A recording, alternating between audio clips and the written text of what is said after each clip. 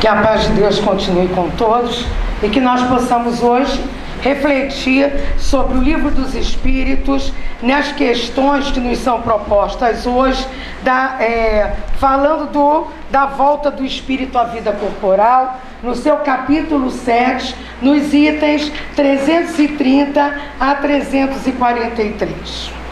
Prelúdio da volta. Enfim, resumidamente, a reencarnação.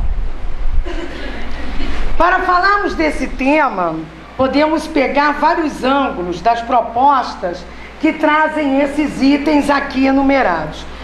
Nós resolvemos pegar, não pelo lado científico. Se alguém aqui tem ainda alguma dúvida, eu sugiro que leiam Reencarnação no Brasil, uma pesquisa do engenheiro espiritualista Hernani Guimarães, onde ele expõe 8 casos em que por várias provas se demonstra a possibilidade ou a certeza da reencarnação. Nós aqui que já somos espíritas, né? Estamos na casa espírita, nós já temos certeza da reencarnação.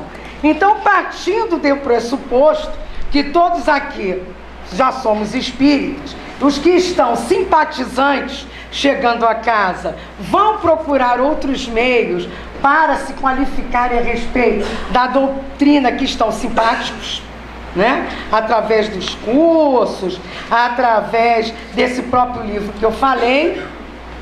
Mas a leitura e o estudo de hoje, refletidos assim com a realidade, nos permitem, na verdade, ter a certeza dessa possibilidade.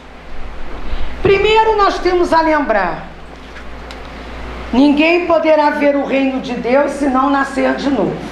Palavras do Mestre Jesus. Depois, nós temos que pensar que a reencarnação já existia na Bíblia.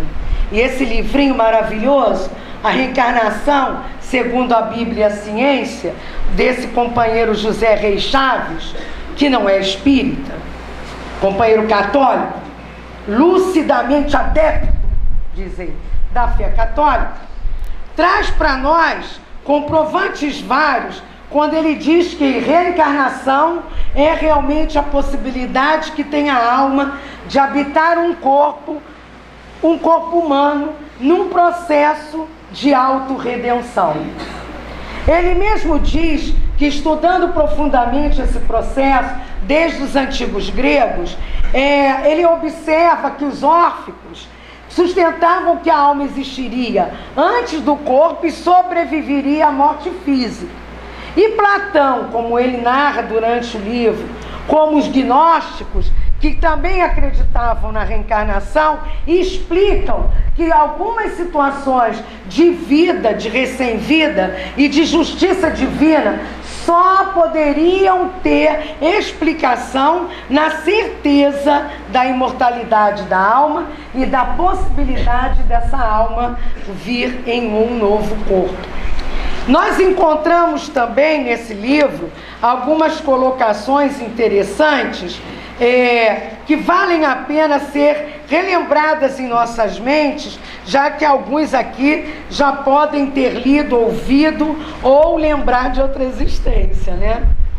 Eu posso muito bem imaginar, diz Young, que posso ter vivido em séculos passados e lá ter encontrado perguntas que ainda não fui capaz de responder. Assim, tenho de nascer novamente, porque não cumpri a missão que me foi confiada. Está no livro Memórias, Sonhos e Reflexões, de Carl Jung, né? Nosso companheiro, totalmente, né, na linha da psicologia.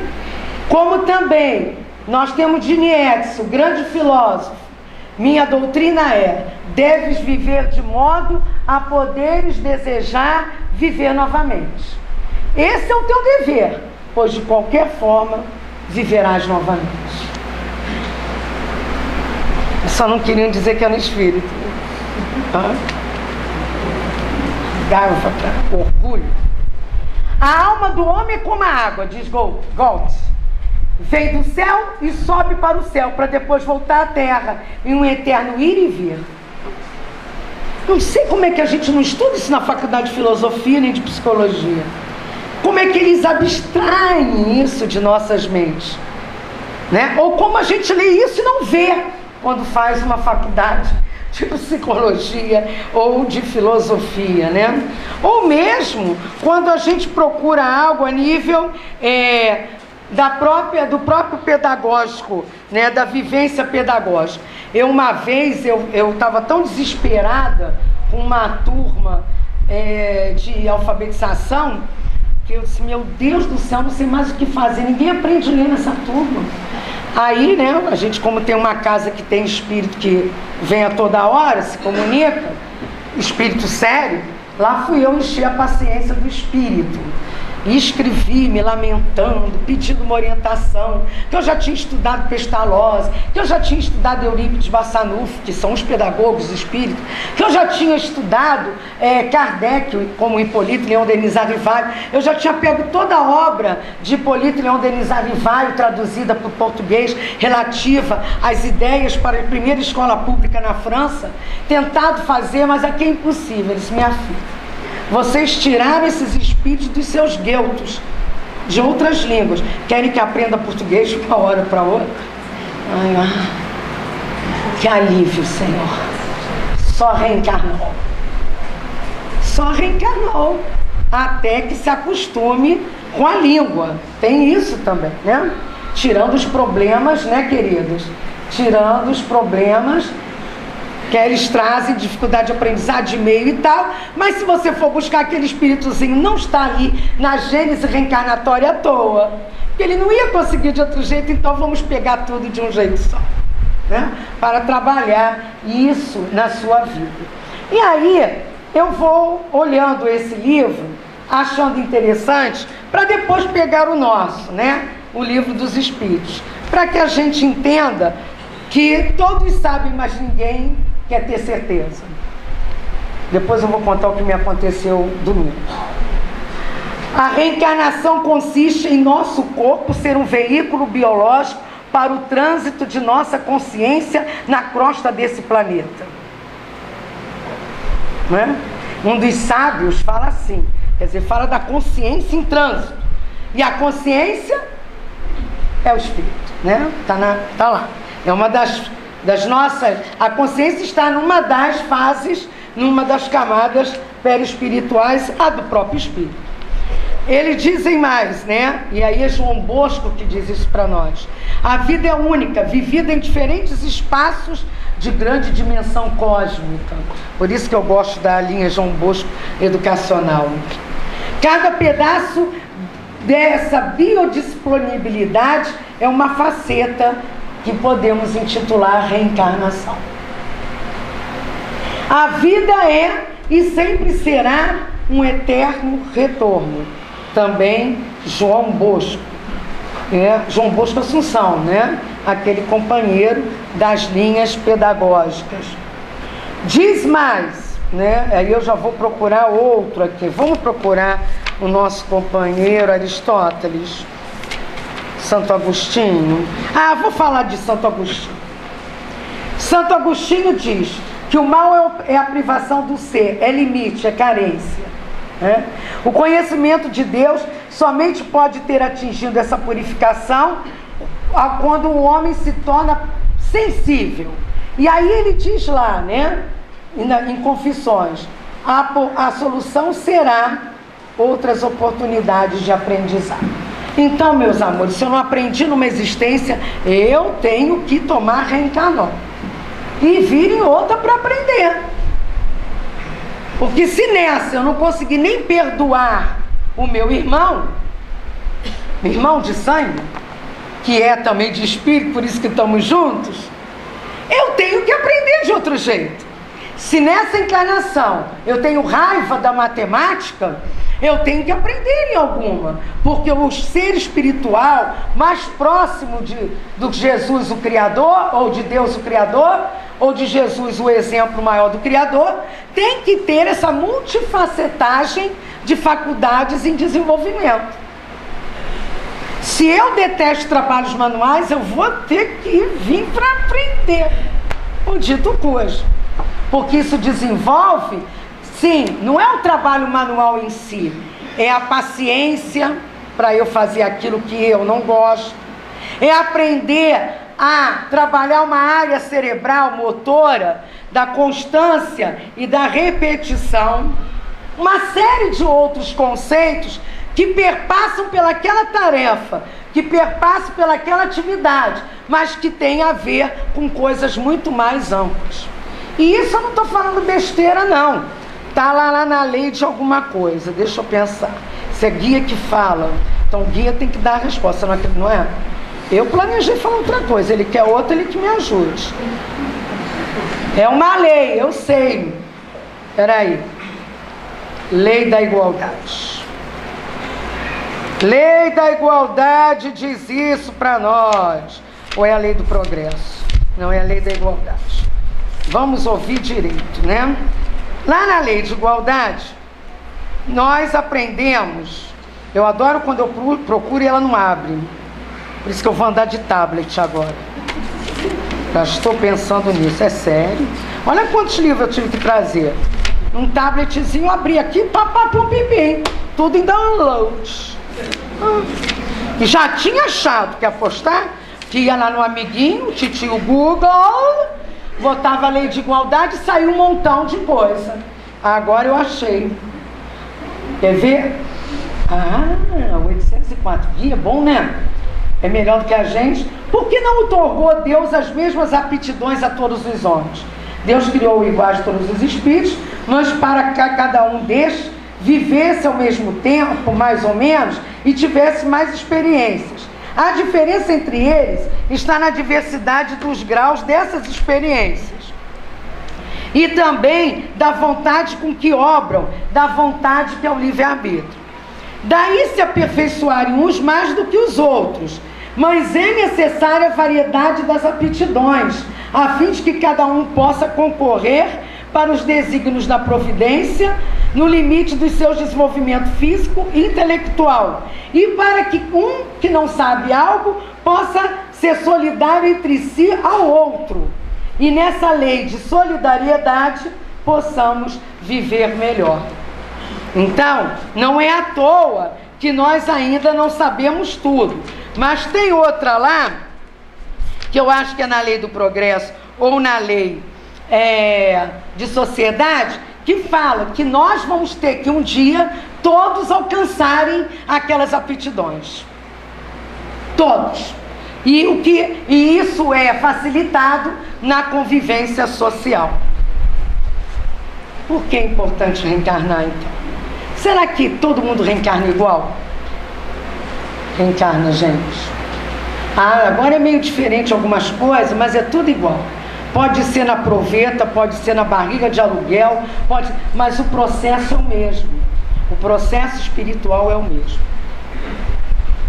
Não pensem que eu trouxe Segismundo, porque eu não aguento mais falar da reencarnação do pobre do Segismundo, que está lá em Missionários da Luz, que o tadinho do pai e a mãe não estão se falando direito, que o pai chega e come, se alguém bota a carapuça aqui, me perdoa, por isso que eu não gosto de falar do Segismundo.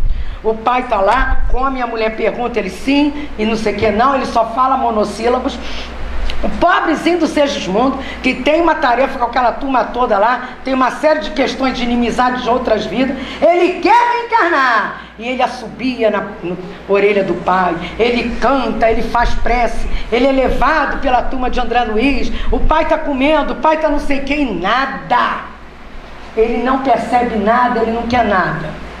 E nada de acontecer aquilo que acontece a nível físico, para que possa acontecer a união espiritual. Porque o espírito já está ali. Só na hora do ato sexual que os espíritos respeitam a nossa privacidade, né? E eles ficam fora do quartinho, ó. Espírito de luz é assim. Se fica dentro do quarto, é obsessor. Aí toma cuidado.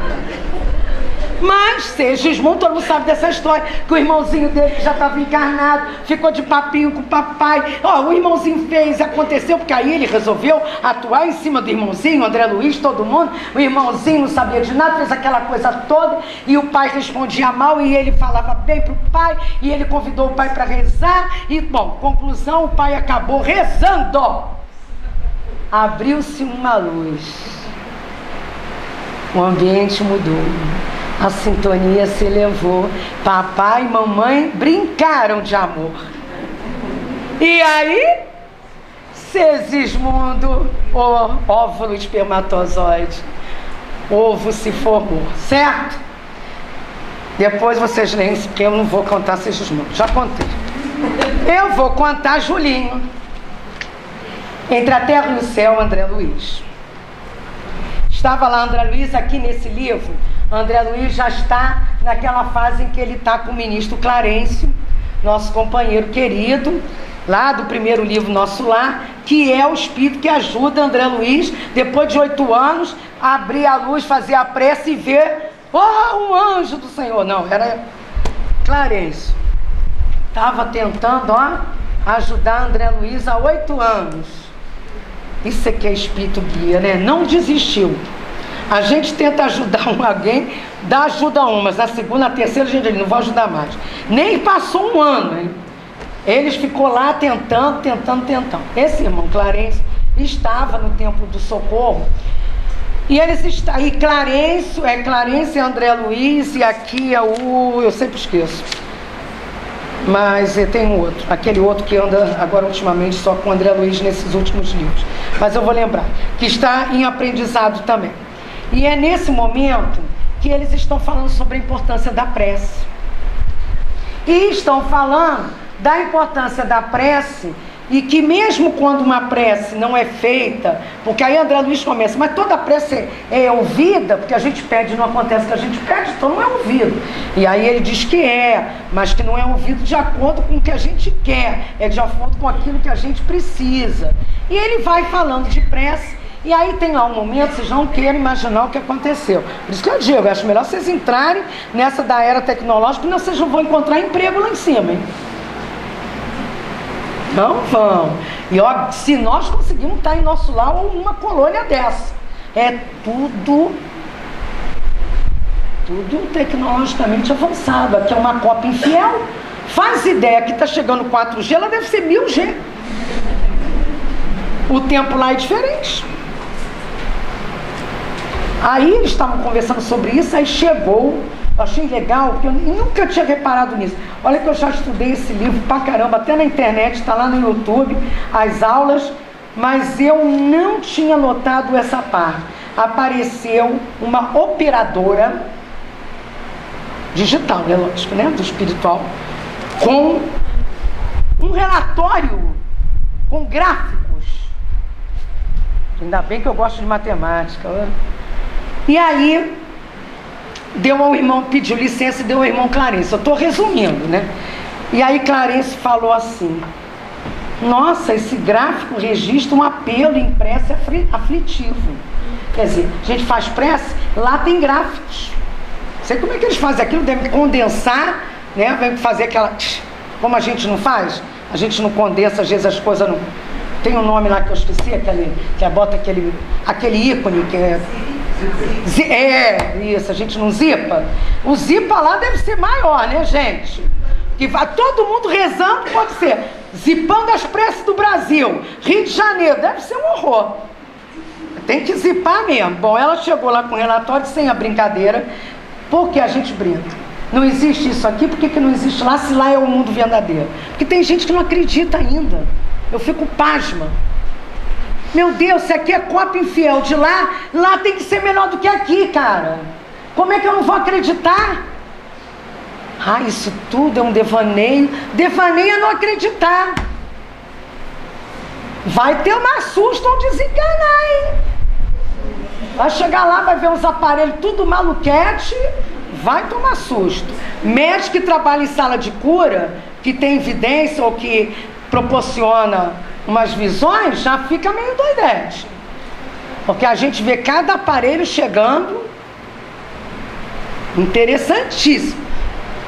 Quando eu trabalhava na cura do Leon Denis, a gente tinha umas experiências bastante interessantes. Muito interessante. A gente não sabe o que está acontecendo aqui nesse momento, a nível de trabalho espiritual. A gente não tem noção do que está acontecendo aqui e nos demais andares espirituais dessa casa. Por isso o respeito, cuidado na roupa, na alimentação, nos pensamentos, nas palavras, disciplina no horário. Por isso, para pelo menos respeitar, né, o trabalho que está sendo realizado. E ele não é realizado só quando a gente chega. Isso é comprovadamente realizado. Se nós chegarmos, estivermos imbuídos dessa ação, desse entendimento, tivemos esse estudo científico da doutrina, da lei de comunicação que traz Leon Denis no Invisível, você senta aí, faz sua prece, você percebe o trabalho do plano espiritual. Você pode não ver, mas você percebe. É porque a gente não faz essa experiência. A gente só quer saber de entrar, tomar passe, ouvir a palestra, que tem que ouvir a palestra porque hoje é dia da culto, tem que assinar o papelzinho, vai ali. Não, se a gente só faz isso, meu amigo, tá perdendo. Mas, graças a Deus, tem reencarnou. Aí tem que vir orador espírita. Aí é que vai ver o que é bom para tosse. Porque ela diz aqui, aí ele diz assim, mas eu gosto de ser orador, não tem problema não. Ué, Evelina, aí ele fala Evelina, aí a operadora virou Evelina? A Evelina? Ele se é, a Evelina que saiu daqui há 15 anos atrás, que foi preparada a sua encarnação aqui, aí ele se é.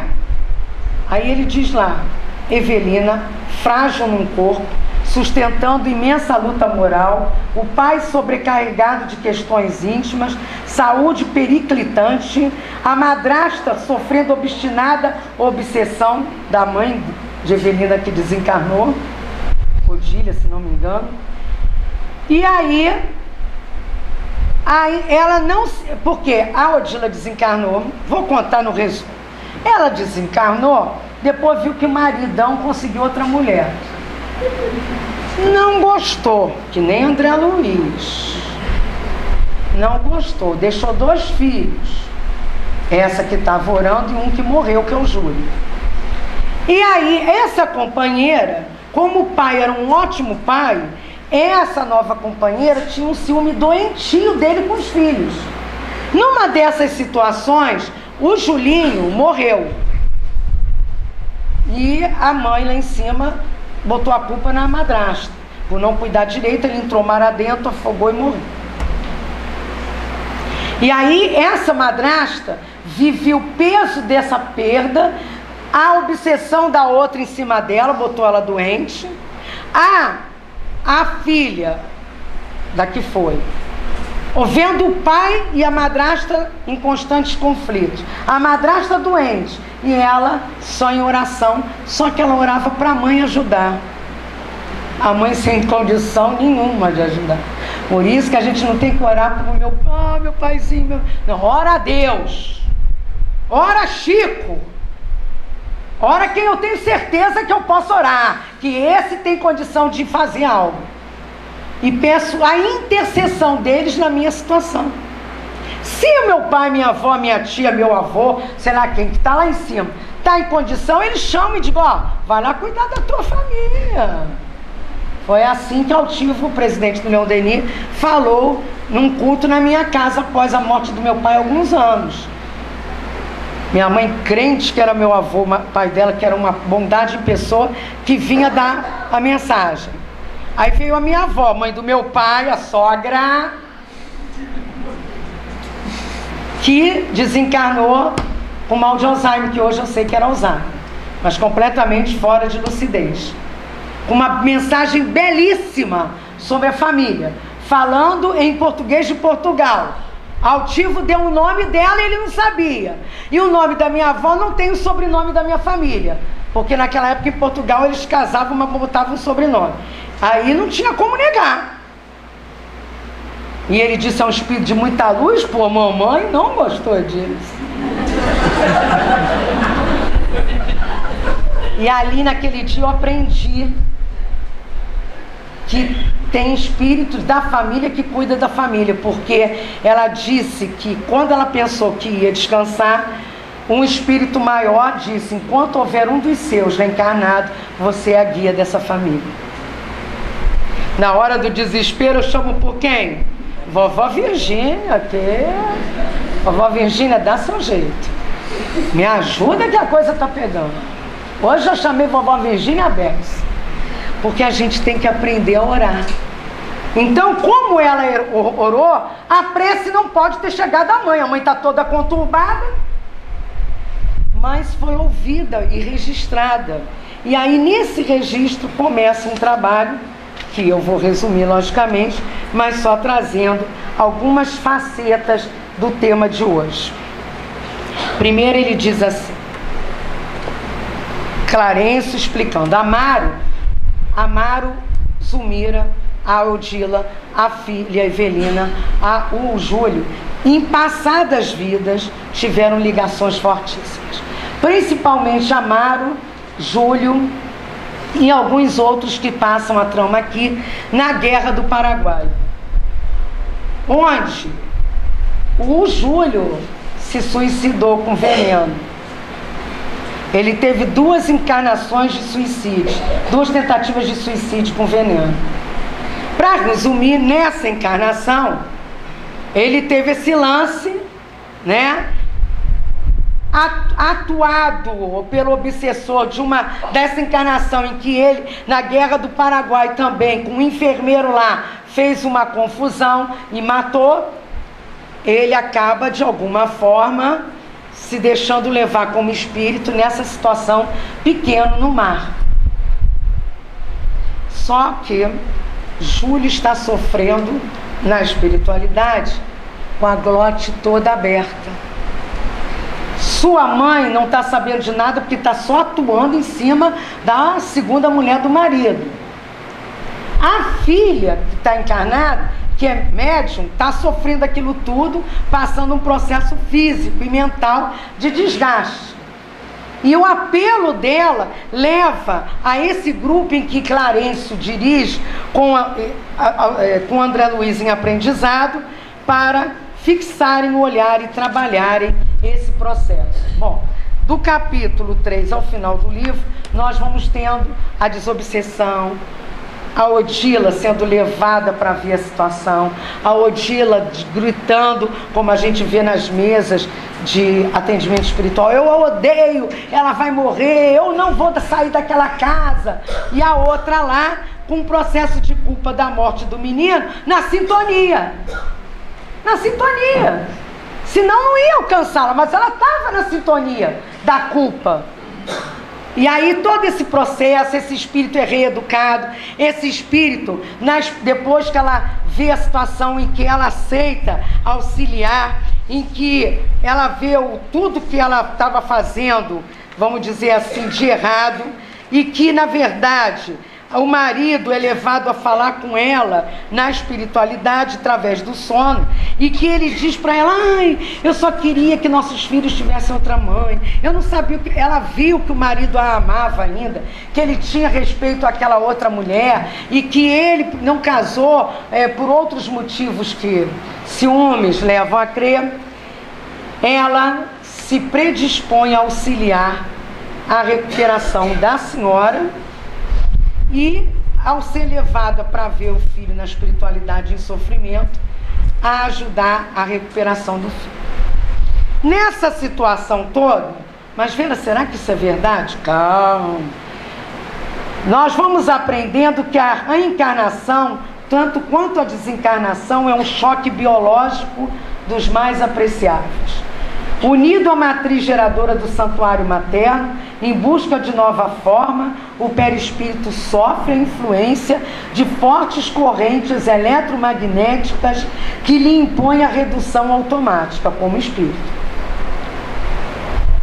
Então, se nós estamos engravidando ou querendo engravidar, vamos entender o que é uma gravidez. o processo da gravidez, a importância da gravidez, do retorno desses espíritos e da ligação entre todos nós. Ela diz aqui também: o corpo do meu filho estava transformado e eu precisava ajudar. Milhares de renascimentos na Terra, com princípios embriogênicos funcionando automaticamente, mas há a lei de causa e efeito executando-se, fiscalizando da nossa parte. É a coisa do karma que ele leu aqui para os orientais. Na reencarnação basta o magnetismo dos pais, aliado ao forte desejo daquele que regressa ao campo das formas físicas. De retorno ao corpo físico, estamos invariavelmente animados de um propósito físico, que a gente lá combina tudo. É igual filho para sair do castigo. Eu prometo, eu falo como professora, porque eu não sou mãe nessa encarnação, então eu vou falar eu tenho um que é muito assim, sabe, envolvente, sabe, neguinho envolvente. Mas ele não é mole, não. Ô, professora, eu prometo, eu juro, professora. Ele chora. Gente, ele chora. Mas passional, ele é passional. Ele chora, pelo amor de Deus, eu juro pra você, eu juro pela última vez. Se ajoelha. 6 anos, passional. Eu digo, levanta daí, garoto. Tu não me engana, espírito imortal. Olha nos meus olhos. Eu juro, professor, eu juro, é a última vez. A última vez dele tem das 10.000 vezes, né? Até que eu tive que dar uma última vez, porque aí moralizando a educação como ficaria. Mas aí a gente deve ser assim. Eu juro. Pode mandar que eu vou. Manda que eu aguento. Eu escolho, eu quero ser isso, quero ser aquilo, quero ser pobre, quero ser mais não sei o que, mais não sei o que, blá blá blá, um marido chato, me tem filho, pobre, pá. Quando a coisa acontece, aí a gente diz, não é possível que eu tenha pedido isso. Isso aí foi obrigatório, é compulsivo, porque eu não sou maluca, eu não ia pedir esse tipo de encarnação, eu não podia, não é possível. Quantas vezes vocês já não pensaram isso? Mas é porque como espírito eu tenho lucidez das minhas besteiras. No corpício eu não tenho lucidez nenhuma, só das minhas paixões. Aliás, nem delas, eu acho-as justas. E aí que a gente bate totalmente no tema de hoje. Sabem os espíritos que voltarão? E quando voltarão? Presente. Que se a gente souber, você vem. Vê se quantos abortos naturais aí. É o quê? Na hora H, pluf, volta. Pode ler Luiz Sérgio. Os miosótis voltam a florir. Não. Adeus. Não. Os miosótis voltam a florir. Lê lá. Não vou. Aborto natural. Ou então aqueles casos graves e que a mãe a rejeita o filho e os espíritos estão brigando e ela faz o aborto. E o espírito diz: deixe-me viver, mamãe. Leiam esse livro. Luiz Sérgio. Tem casos de 4 reencarnações tentando, até que encontram outra mulher que adora ter filho e reencarna em outro lugar. De algum jeito ele vai reencarnar. Em uma outra época eles vão ter que estar juntos de novo. Esse livro, quando eu leio, é igual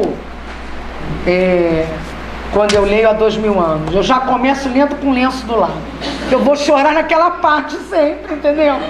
Agora eu já estou chorando em outras também, mas que aí me dá uma coisa, aquele livro é... Então eles dizem assim, mas será que todos os espíritos se preocupam para reencarnar e montam lá a reencarnação? Muitos há que em tal coisa nem pensam. A gente vê aqui o caso do Júlio. O Júlio foi preparado, ele esteve, é um vaso amímico de elevado poder magnético, um molde vivo, destinado à fundição e refundição das formas, né? O seio materno e tudo isso, para aperfeiçoar qualidades de sentimento. Quem não atende com exatidão a esse trabalho que a vida lhe delegou, né?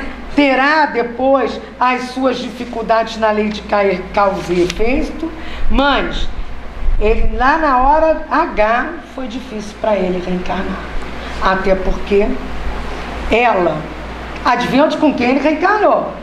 Na madrasta, né, meus amores? Ela tem que se refazer com ele. Só que ela começou a ter amidalite crônica na gravidez. Ele vinha com problema na glote. Ela começou a ter uma série de problemas no estômago, demais, passando dos meses. Ele tomou, nas outras, veneno. Seu perispírito está marcado com dificuldades. E ele vem, reencarna, totalmente debilitado.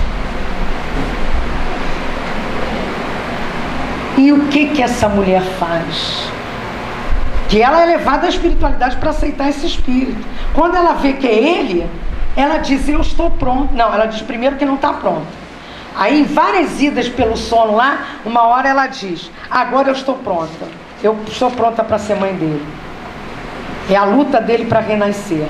Aí lá na outra luta, ela desiste. Aí ela, não quero, eu sei o que eu vou passar, não quero. Isso tudo é ela lutando. Até que tem uma hora que ela diz, eu estou pronta, voltei aqui, estou pronta, posso engravidar. E ela luta junto com a Evelina, junto com a enteada, para que aquele irmão não morra. Ela pede a Deus, o Senhor me deu esse filho, não me tire ele. Ela luta, mas a gente sabe que ele foi completar, né? E aí ela treina todo o amor, treina toda a esperança, treina toda a renúncia, treina todo o amor a Deus, sua fé. Ela treina a vivência em família, porque ela queria ser a dona do coração do homem, o homem só amasse a ela, nem a filho, nem a ninguém. E ela tem um encontro com o passado deles que eu não vou contar, só para vocês comprarem o livro na livraria e ficarem essa noite devorando. Porque na verdade, todos os espíritos vão reencarnar, mas podem apressar ou podem retardar isso. Mas se demorar muito, vem compulsório. Pode o espírito acontecer que Deus faça a vinda compulsoriamente, está aqui na 330 e alguma coisa, e eles dizem, sim, porque a reencarnação não é castigo, é oportunidade. É outra coisa que espírita tem que parar com esse negócio. Reencarnei para sofrer, reencarnei para espiar, reencarnei quantas provas. Prova, espiar e tal. Você reencarnou para se amar, para se reeducar, para se reconhecer, para se mudar, para ter nova chance. Não é para ficar odiosa, prova, expiação, meu Deus, não é possível que eu tenha escolhido isso. Porque há uma necessidade de nós termos nessa volta, né, como diz aqui, que há uma possibilidade de volta como predestinação num corpo necessário. Hoje eu tenho consciência disso. Eu fui lá para aquele ministério da formação do corpo, vi tudo que eu fiz em outras vidas e fiquei lá. E eu já tenho uma perturbação aqui perispiritual endócrina. Isso é das bandalhas das outras vidas. Aí o meu guia deve ter dito, minha filha, que tal você vir aqui com um probleminha nessa área? Que tal, hein? Aí você vai diminuir sua sensualidade, você vai vir gordinho e tal, vai ampliar suas amizades e vai, quiçá, lutar contra essa sua efusiva sensualidade do passado, das ruas da Espanha, nas ciganadas da vida. Aí eu, puramente iludida, isso eu tô brincando, mas tem coisa aí que eu tenho certeza, já foi disto mesmo.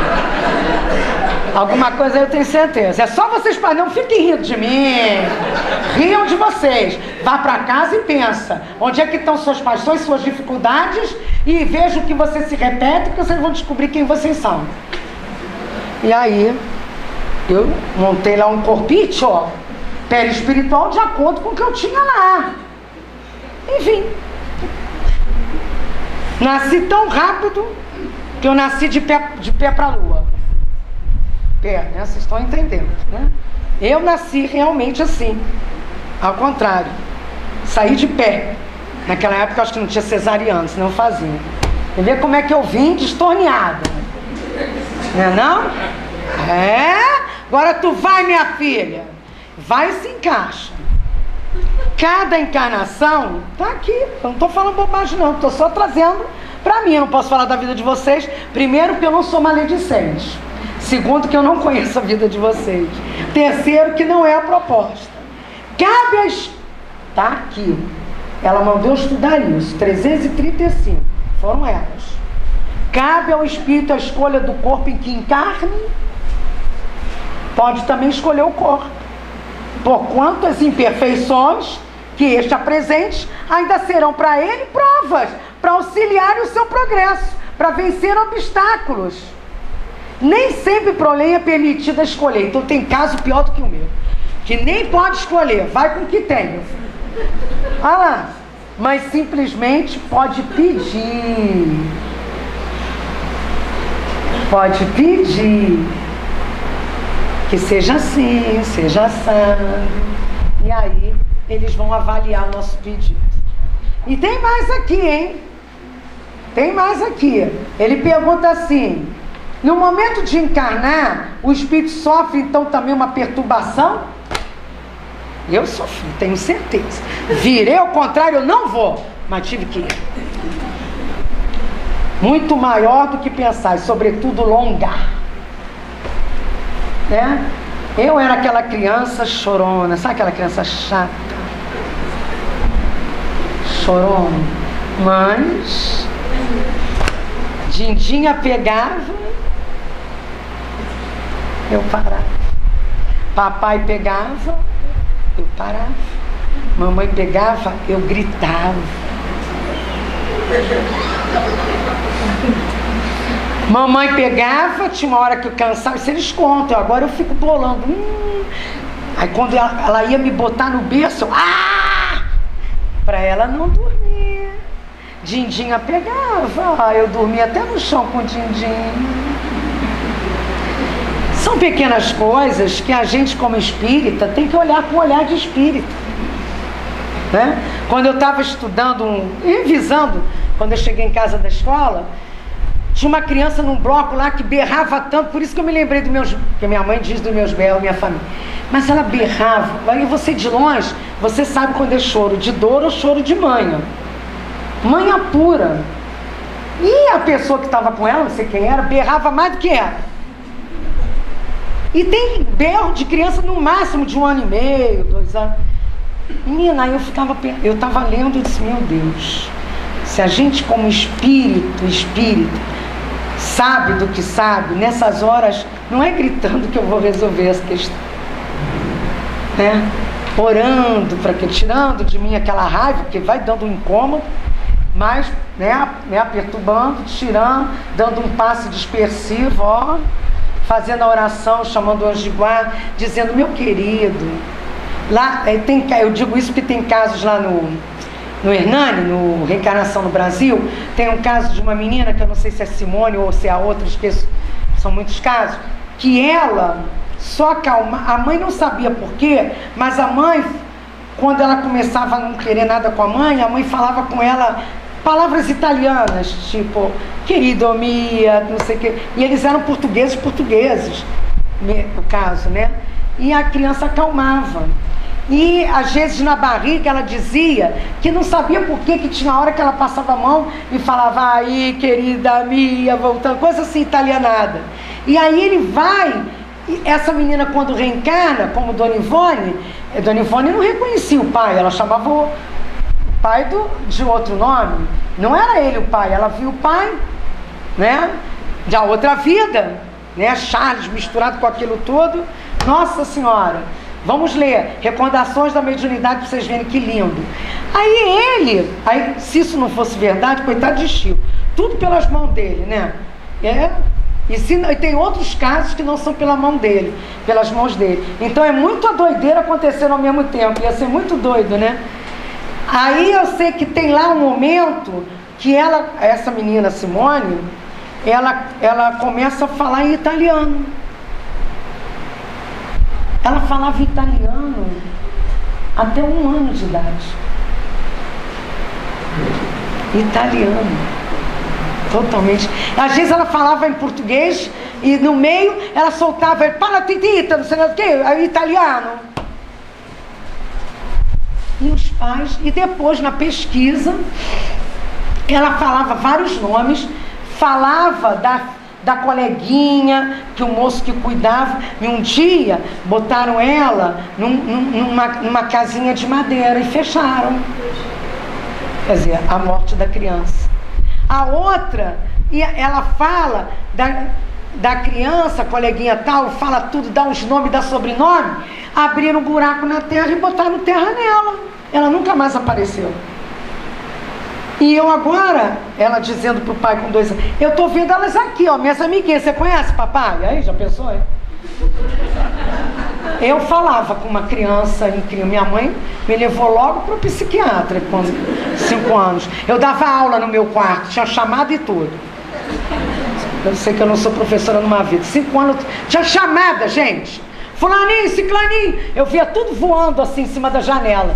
Aí dizia pra minha mãe que eles estavam voando, pronto, já viram, né? Onde que eu fui parar. Família católica. Essa é a reencarnação, gente. Isso é o prelúdio da volta. Isso é, na verdade, como ele diz aqui, se no momento que eu reencarno, se eu me acho acompanhado de outros espíritos amigos, e que aí eles dizem que depende da esfera que nós pertençamos, e porque se nós já nos reunimos por afeição, nós podemos também reencarnar juntos, próximos novamente, ou se nós já nos reunimos por desafetos, também podemos ter essas possibilidades. Se nós olharmos nas nossas vidas do dia a dia, nós vamos encontrar isso com certeza. Com certezas. Com certezas. Não só eu que tenho histórias. Eu busco a minha história em mim mesmo. Porque eu tenho a certeza que eu já tive outras histórias, que eu já vivi em outro corpo, que eu já tive outras experiências. Quantas vezes não teria explicação aquele menino agora, de 1 ano e meio, que toca Beethoven, né? Como é aquele Tchaikovsky? Perfeitamente. Como? Ah, ele é prodígio. Prodígio de onde? Prodígio de alguma experiência. Porque Deus não ia dizer, você vem assim, prodígio. Você não. Você vem ruim, toda ruim. Você não. Você vem bonita. Não, você vem feio. E aí, eu me reporto no domingo. Eu fui a um evento e estava atrasada, para variar. Tive que deixar a porção de coisas resolvidas. Aí peguei um táxi. Batata, gente. Não tem jeito. Não sei por que peguei o táxi. Não sei dizer para vocês por que começou essa história de reencarnação. Porque eu nem me lembrava que eu ia falar de reencarnação hoje. Eu tinha falado no Leão Denis de sábado de outra coisa. Então não estava com isso na cabeça. Eu não sei como começou. Aí eu sei que num dado momento o motorista falou assim: ah, a senhora tem religião? Eu disse, tenho, sou espírita. Ah, sei. E o senhor? Eu não sou nada. E agora? Eu não vou falar nada. Mas é até interessante essa sua religião, ele pra mim. Eu digo, ele quer papo. Olhei, não tinha nada pendurado. Mas aí ele começou a falar como um evangélico. Começou e eu fiquei na minha. Eu disse, mas o senhor tem conhecimento profundo da Bíblia, do Antigo Testamento. Vai me dizer que não andou pelas linhas aí dos nossos companheiros queridos evangélicos. Falei querido para ver se ele abriu o jogo, meu nome. Não é que não sejam queridos, mas que é difícil. Meu irmão é evangélico, eu sei como é difícil. Mas vai lá. Não, senhora. Olha, eu se tivesse que escolher, eu seria a sua. Eu escolhi agora.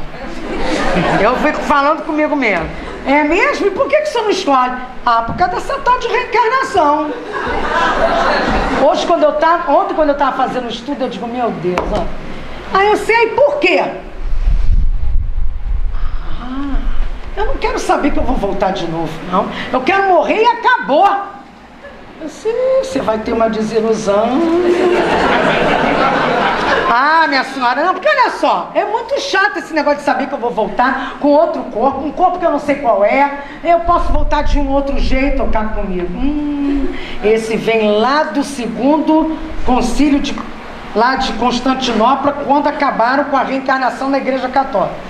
Eu digo, isso aí é de 553. Fiquei ouvindo, esse espírito é velho. Aí ele começou toda uma coisa evangélica, pegando aqueles pedaços soltos e tentando costurar a minha cabeça, dizendo que a reencarnação não existe. Aí, conforme ele vinha falando, eu ia dizendo, não, mas olha só, para por esse ângulo. Ele falou isso, mas quem prova que ele falou desse jeito? Porque eu nasci de novo, não é da água, não é disso, que isso é isso que o senhor está falando. E aí comecei a mostrar uma série de outras coisas do próprio Evangelho e disse para ele, olha só, nós espíritas estudamos profundamente. Dá uma estudadinha, eu já tinha estudado o concílio por causa de hoje. No concílio lá de Constantinopla, 553 depois de Cristo, vê lá uma tal de Teodora. Teodora era a tal da imperatriz lá, casada com lá, eu esqueço o nome para ele, acho que é Justiniano, mas no domingo eu não lembrei. Ela era casada com o imperador, moço, olha só, ela era escravocrata, má, cruel, ele era negro. Ela não gostava de neguinho não, falei. E aí, ela não queria, quando ela descobriu que ela podia voltar na pele de um negro, escravo, ela fez toda uma politicagem para que o Papa, acho que era Papa da época, acho que não era Papa chamado não, tem outro nome, tirasse a palavra reencarnação e botasse ressurreição. Como é que a senhora sabe disso? Estudando. Vai lá no Titio, Google, joga, que o senhor vai ver, de católicos, evangélicos, todos falando isso. Só que os companheiros evangélicos falaram levando brasa para a sardinha da ideia deles, esquecendo de Lutero. Lutero não disse aquilo. Aí, a senhora estuda Lutero? Estudo. E outra coisa, vai por esse lado e vê se isso não tem uma razão de ser. O senhor acabou de dizer a mesma coisa que a Teodora. O senhor tem medo de vir em outro corpo, de outro jeito, de outra forma? Isso é meio complicado, mãe. Eu brincando com ele. Aí eu cheguei onde eu tinha que chegar. Aí ele, aí a senhora vai, são seus amigos espíritas? Eu disse, não, são todos católicos. Estou indo comemorar a comunhão de uma filha de uma grande amiga minha. Mas vocês vão? Eu digo, sim. Por que não? Ah, vocês aceitam Jesus? Aceitam, por isso que eu digo que ele era. Não, nós temos certeza de Jesus. Aí, podemos pegar outras vezes, né, senhora? Eu digo, não, o senhor pode entrar lá na... Aí dei lá, ó, espiritismo.net, que o senhor vai ter uma opção de coisa para ler. Aí ele, tá, um bom domingo, para o senhor também. E hoje, quando eu estava revendo, eu estava pensando, gente, nós somos muito felizes por essa possibilidade desse conhecimento científico, desse conhecimento comprovado, dessa certeza da possibilidade de outras experiências, de que nós somos espíritos, de que nós temos livre-arbítrio, de que nós temos possibilidades de convivência e de aprendizado, e que, se ainda nos falta alguma dúvida, que aí vamos vir de outra fonte, vamos à obras póstumas e lembremos, em 17 de janeiro de 1857, na casa do senhor Bodin, né, a senhorita Bodin, uma das médiuns psicógrafas daquela época, a primeira notícia que Kardec teve de uma nova encarnação. E eu termino essa conversa com as palavras que ela trouxe do espírito que na época assinava Z, né? Que não era um espírito muito superior, mas que acompanhava lá Kardec. Ele primeiro fala lá do Livro dos Espíritos para Kardec, mas ele diz lá, a verdade não será conhecida de todos, nem crida, senão daqui a muito tempo. nessa existência, não verás mais do que a aurora do êxito da tua obra. Terás que voltar, reencarnado em outro corpo, para completar o que houveres começado. E então, dada te será a satisfação de ver em plena frutificação a semente que houveres espalhado pela terra. Meus amores, se Kardec reencarnou, quanto mais nós, né?